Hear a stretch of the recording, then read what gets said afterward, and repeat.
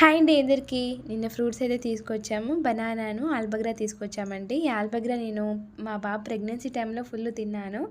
So, మా నాన్న అయితే కంపల్సరీ తీసుకొచ్చేవాడు. అవి తింటే అలాగే ఎర్రగా పిల్లలు పుడతారు అనేసి అయితే తీసుకొచ్చేవాళ్ళు. సో, ఇప్పుడు మా బాబు కూడా తింటాడేమో అనేసి అయితే తీసుకొచ్చాము. వాడైతే అస్సలు తీసుకెళ్ళన్నాడు. కనీసం టేస్ట్ కూడా చూడలేదు. అవి టమాటా టైప్‌లో ఉంటాయండి. పుల్ల పుల్లగా తీయగా ఉంటాయి.